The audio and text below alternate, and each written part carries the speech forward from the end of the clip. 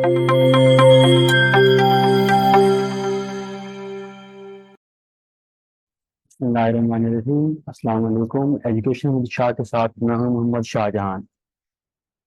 मैं उम्मीद करता हूं कि आप लोगों ने जो मेरे लेक्चर्स हैं वो आपने प्लेलिस्ट में जाके चैप्टर्स वाइज देख लिए होंगे। जिन्होंने नहीं देखे तो वो काइंडली वो जाके अपने वहाँ लेक्चर्स भी देख सकते हैं। जो आज की वीडियो है हमारी वो ये है कि हम इम्पोर्टेंट क्वेश्चंस डिस्कस करने वाले हैं आपकी होल बुक में से 8-6-11 में से। Course code 8-6-11 critical thinking and effective practice. जो आज का हमारा जो है वीडियो है वो ये है कि हमने जो आपकी कोर्स कोड 8-6-11 है critical thinking and effective practices, उसमें से हमने कुछ इंपॉर्टेंट क्वेश्चन जो है वो डिस्कस करने हैं। अभी ये जो है एग्जाम में आ सकते हैं। जो हमारे पास इसका पहला क्वेश्चन हमारे पास जो इसका है वो है कि define critical thinking, explain essential aspects of critical thinking. यहाँ मैंने लिखा हुआ कि इसमें 2-3 पार्ट्स आ सकते हैं कि पहले है इसकी जो क्रिटिकल थिंकिंग है उसकी डेफिनेशन क्या है। एडवर्ड ग्लेजर के बारे में मैंने आपको बताया था। तो उसके तीन जो है वो कहता है कि the ability think critically involve three things. Edward Glazer कहता है कि क्रिटिकल थिंकिंग है वो तीन कंपोनेंट पे जो है वो लाई करती है। Number 1 attitude, knowledge and skill. मैं इसके ऊपर इन डिटेल जो है चैप्टर 1 जो वीडियोस है वो आप प्लेलिस्ट में जाके पढ़ सकते हैं कि मैंने क्रिटिकल थिंकिंग क्या होती है। मैंने इन डिटेल एक लेक्चर अपलोड किया हुआ है, ठीक है। पहले आप इसको डिफाइन करेंगे, उसके बाद जो इसके कुछ एसेंशियल एस्पेक्ट्स हैं वो आपने डिस्कस करने हैं पेज नंबर 15 एंड 16 पे जाके। अगर आप जो बुक आपकी है सॉफ्ट फॉर्म में भी आप लोगों के पास होगी, उसको आप वहाँ जाके पढ़ सकते हैं। वहाँ पहला पॉइंट है कि हम in order to help their students to develop critical thinking skill and to take critical action, teachers and need to के वो उनका knowledge based form with support students and उसका remain open challenges के encourage students prepare listen to voice that originate in classroom। ये कुछ aspects हैं जो हमने वहाँ डिस्कस किए हुए हैं बुक के अंदर, मैंने पहले भी पढ़ाया हुआ है। उसके बाद कि आप बच्चों को इनकरेज करें कि वो क्रिटिकल थिंकिंग जो है उसको थिंक क्रिटिकली जो है उस पर उनको आप इनकरेज करें कि वो जो उनकी सोच है वो क्रिटिकली सोच कैसे बनती है, वो किस तरह डेवलप होती है, इसके मैंने क्वेश्चन पर डिस्कस किए हुए हैं। उसके बाद जो हमारे पास नेक्स्ट क्वेश्चन जो है इसमें से आ सकता है नेक्स्ट चैप्टर में से जो बात करते हैं वो हमारे पास है कोऑपरेटिव लर्निंग, ठीक है। कोऑपरेटिव लर्निंग के बारे में आप जानते हैं और इसके ऊपर इन डिटेल मैं जो है लेक्चर भी अपलोड कर चुका हूँ। और यहाँ पे क्या होता है कि यहाँ जस्ट आप उसको जो है कॉर्पोरेट लर्निंग क्या होती है वो डिफाइन करेंगे। और उसके बाद जो है आपने कॉर्पोरेटिव लर्निंग के बाद जो उसके टीचर रोल क्या है कॉर्पोरेटिव लर्निंग के अंदर, उसको भी आपने यहाँ पे डिस्कस करना है। कॉर्पोरेटिव लर्निंग के कंसेप्ट की बात की जाए तो हमारे पास के कुछ एलिमेंट्स हैं जैसे कि पॉजिटिव इंटरडिपेंडेंस है, इंडिविजुअल अकाउंटेबिलिटी है, face to face promotive interactions हैं एंड ग्रुप ग्रुप प्रोसेसिंग है। Corporative learning is dependent on sort of conversation, ठीक है। कॉर्पोरेटिव वे के अंदर जो है आप एक लर्निंग को लेकर चल रहे होते हैं। इसके पर्पस क्या होता है, अभी एक्टिव लर्निंग हो, क्रिटिकल थिंकिंग पैदा हो, क्रिटिकल थिंकिंग इम्प्रूव हो, ठीक है। और ये इसमें जो हम वो करते हैं। और उसके कुछ मॉडल्स हैं ये जो क्वेश्चन मॉडल्स का है, सॉरी मैं यहाँ लिखना भूल गया। क्वेश्चन जिसका अलग से मॉडल का भी आता है कि मॉडल्स ऑफ कोऑपरेटिव लर्निंग, उसमें जिग्सा मॉडल है, ग्रुप इन्वेस्टिगेशंस है, नंबर टू हेड टुगेदर जो है, और थिंक पेयर शेयर भी है। जो रोल की हम बात करते हैं इस क्वेश्चन के अंदर सेकंड पार्ट के अंदर कि role of teacher in cooperative learning क्या है, उसमें अगर आप देखें तो पेज नंबर जो आपका आई थिंक बुक में 59 होगा, हाँ 59, वहाँ पे आप देख लीजिएगा कि वो स्पेसिफाई एकेडमिक ऑब्जेक्टिव टीचर जो है उसको करते हैं, डिसाइड इन ग्रुप साइज पर डिपेंड करता है, रूम को अरेंज करता है, स्टूडेंट्स को ग्रुप साइन करता है, टेस्ट लेता है, स्टूडेंट्स को मॉनिटर करता है। ये जो सारे यहाँ पे वो रिसर्च कर रहा होता है। उसके बाद जो टीचिंग स्ट्रेटेजीज एंड इसकी लर्निंग स्ट्रेटेजीज जो है कोऑपरेटिव टीचिंग के अंदर क्या होती है, क्वेश्चन नंबर जो 3 है जिसमें देखें तो यहाँ वो कहता है कि cooperative teaching and it's learning strategies, ये भी जो है आपके इस चैप्टर के अंदर स्ट्रेटेजीज आपको मिल जाएंगी बहुत सारी। और उनको आप वहाँ से डिस्कस कर सकते हैं इसको, ठीक है। उसके बाद मेरे पास क्वेश्चन नंबर 4 है, वो डिस्कस कर रहा है रिफ्लेक्शन के ऊपर।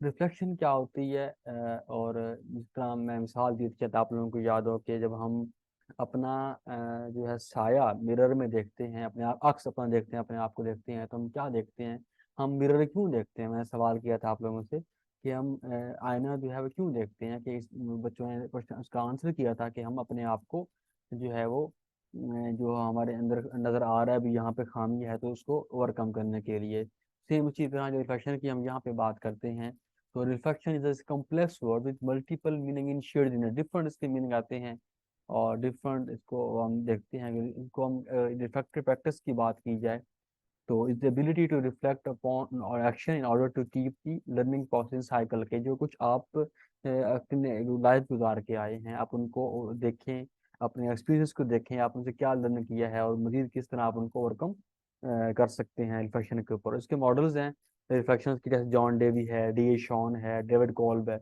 अच्छा ये मॉडल्स यहाँ तो यहाँ जैसे उनके इस क्वेश्चन के अंदर दो पॉइंट्स बने हुए हैं, एक रिफ्लेक्शन क्या है, इस मॉडल्स क्या है। उसके बाद जो हमारे पास अगर इसका क्वेश्चन अलग से भी आ सकता है कि जॉन डेवी की मॉडल को एक्सप्लेन करें, डी ए शॉन को एक्सप्लेन करें, डेविड कॉल्ब पे प्रोसेस है उसको एक्सप्लेन करें, वहाँ आपको याद होगा उसके अंदर कनेक्टर्स वगैरह हमने पढ़े थे सारे, ठीक है। उसके बाद हम आते हैं तो डिफेक्टिव मॉडल्स जो है और प्रोफेशनल डेवलपमेंट की बात करता है कि वो कौन कौन से होते हैं। उसमें एक मॉडल है जो है रॉल्फ मॉडल्स, ये इंपॉर्टेंट मॉडल्स है। और ये क्वेश्चन इसमें रॉल्फ मॉडल का अक्सर जो है वो यहाँ पे क्वेश्चन जो है वो आता है रॉल्फ मॉडल में। उसमें रॉल्फ मॉडल देखिए तो आपके पास तीन स्ट्रेटजीज थी, व्हाट डिस्क्राइब सिचुएशन, उसके बाद था so what theory of knowledge and building, and last में था now what how to improve situation.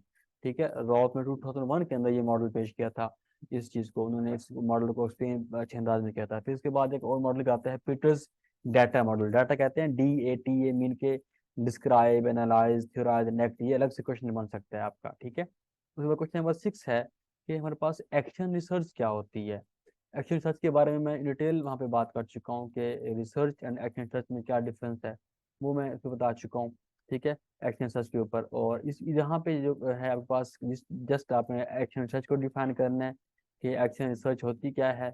और उसके बाद जो है आपने जो एक्शन रिसर्च वैसे देखा जाए तो involving method of collecting information that is used to explore topics of teaching, curriculum development, student behavior in the classroom। हम किसी भी जो है इसको इसको अगर हम जो ये फर्स्ट टर्म जो है एक्शन की जो है कुर्ट लेवन ने 1940 का ये टर्म यूज की थी, फिर आगे डिफरेंट करिकुलम बन रही है जिसका इस्तेमाल जो है वो इस्तेमाल एक्शन रिसर्च जिसका इस्तेमाल होता रहा है।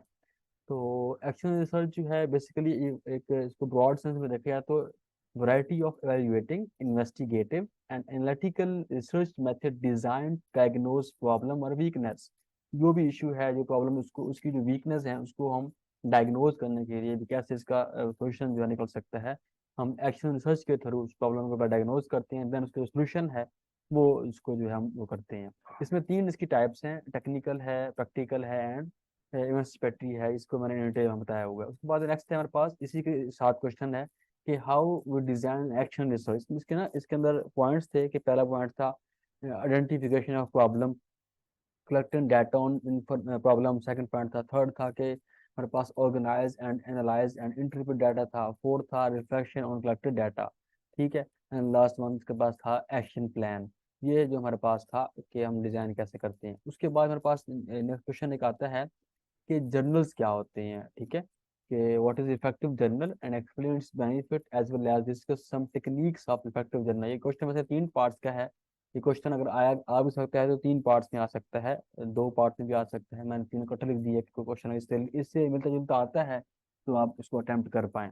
ये भी आ सकता है कि what is effective journal and experience benefit, ये भी आ सकता है what is effective journal and discuss the some techniques of effective journal. इस तरह के क्वेश्चन जो है ये भी आपकी एग्जामिनर जो है वो आपसे क्वेश्चन पूछ सकता है रिफ्रैक्टिव जनरल के बारे में, ठीक है।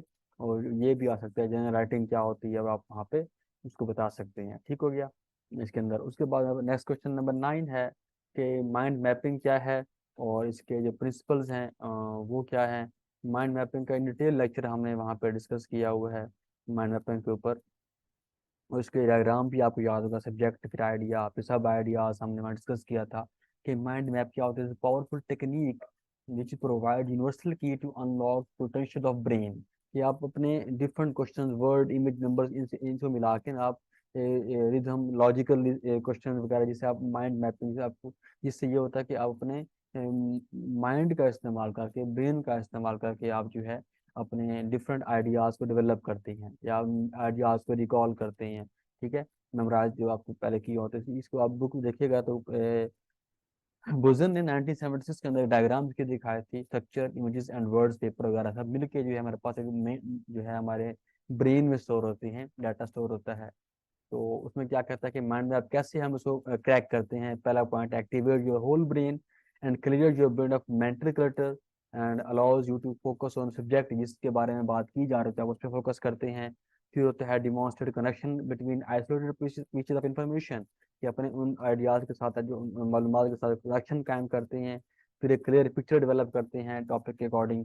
फिर आप उसको जो है लास्ट में जो होता है कि आप which helps get information about it transfer from your short memory to long term memory.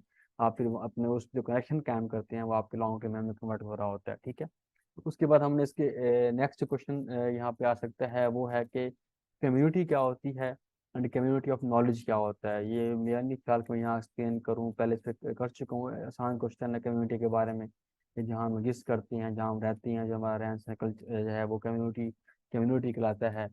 हम कम्युनिटी ऑफ प्रैक्टिस भी आप अक्सर कहीं डिस्कस करते हैं कि वो क्या होती है।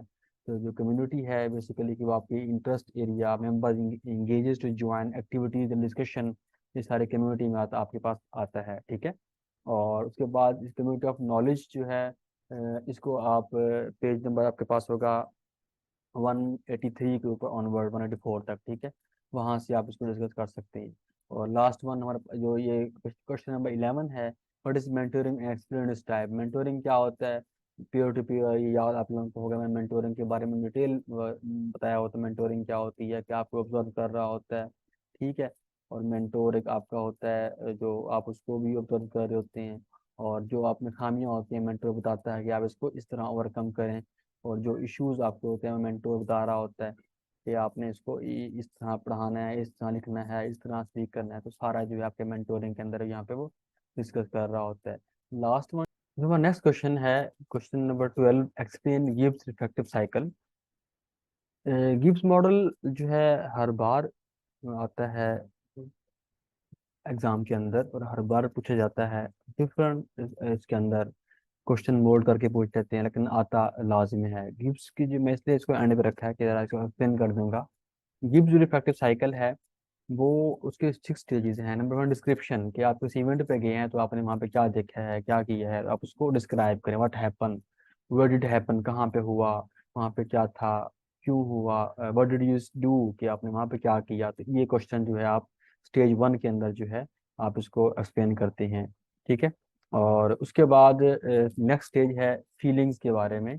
और इसमें क्या होता है कि आपने वहाँ पे क्या फील किया, और उसमें के here you tell here you expand to tell how thoughts and feelings that you were having have impacted on the event, कि आप वहाँ पे क्या महसूस कर रहे थे, आपकी फीलिंग्स उन पे क्या, उनके उस इवेंट पे असरअंदाज हो रही थी। ठीक है, इस स्टेप के अंदर, सेकंड स्टेज के अंदर।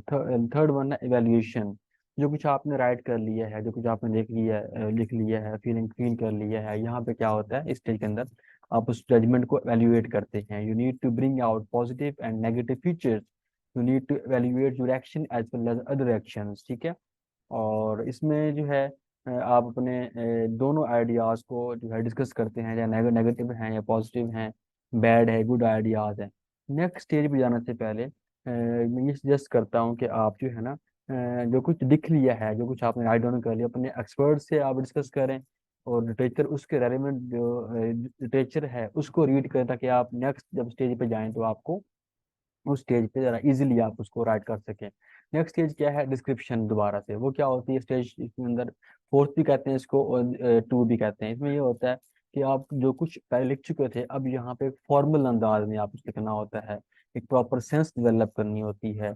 ठीक है, अपने फॉर्मल रिफ्लेक्शन प्रोसेस का इस्तेमाल करना होता है, और वो यहाँ पे आपने लिखना होता है प्रॉपर एक मैनर्स के अंदर, जिनका आपस में कनेक्शन बन रहा होता है। ठीक है, और उसके बाद स्टेज 5 फिफ्थ में क्या होता है, कंक्लूजन, कि अब आप अपने जो कंक्लूड कर रहे हैं अपने उस जो कुछ आपने वहाँ पे डिस्क्राइब लिखा है, जो जो कुछ आपने 4 स्टेज तक लिख लिए है, यहाँ पे उसको एक सम अप कर रहे हैं, ठीक है, सब आइडियाज इकट्ठा करते हैं, you bring them all together so that you can sensibly conclude them from examining the incident and consulting the relevant literature, expert opinion, how what you did led to the incident, ठीक है.